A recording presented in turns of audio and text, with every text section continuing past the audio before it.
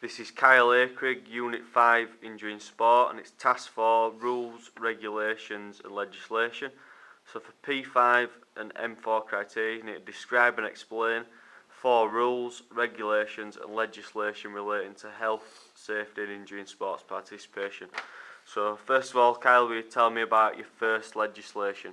Yeah, Health and Safety at Work Act 1994 is a primary piece of legislation covering occupational health and safety in Great Britain. This protects other risks against health and safety in connection with sporting activities or any other activities.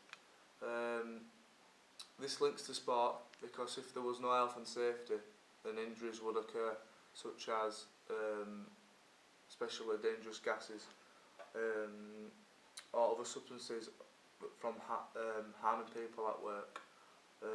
This assures everyone is health and safety to sport, and also, yeah, that's it, yeah. Alright, good. So tell me about your second legislation. Health and Safety First Aid Regulation 1981.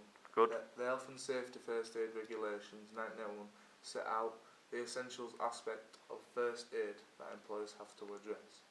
This publication will help employers to understand and comply with regulations. It offers advice.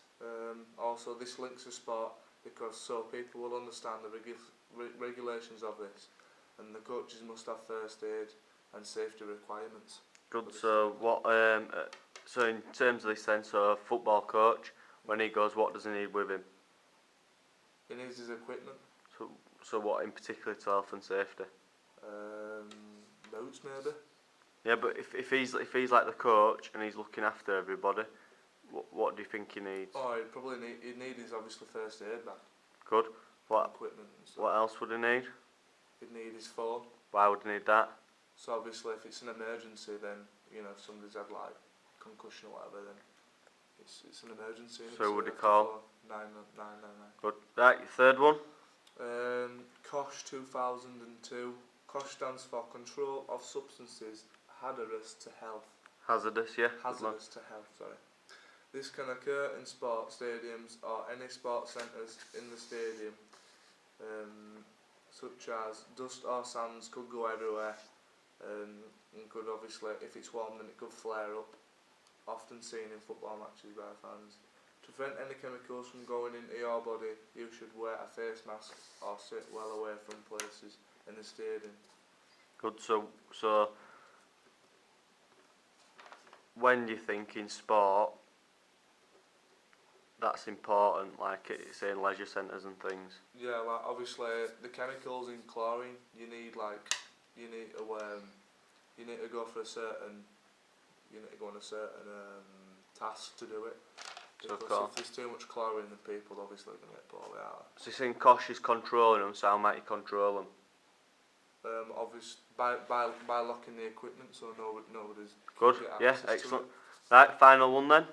The Safety of Sports Ground Act 1975. The Safety of Sports Ground Act 1995 applies to all sports grounds with accommodation for spectators. The guide provides detailed guidance to ground management, such as engineers and architects.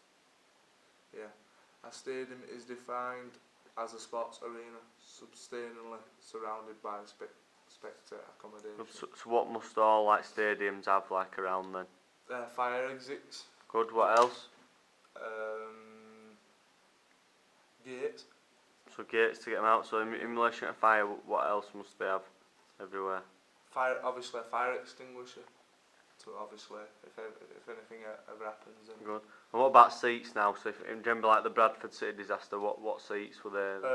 You're not allowed wooden seats no more because it's very dangerous, and if a fire comes up, then obviously, right. dangerous. Something's going to happen.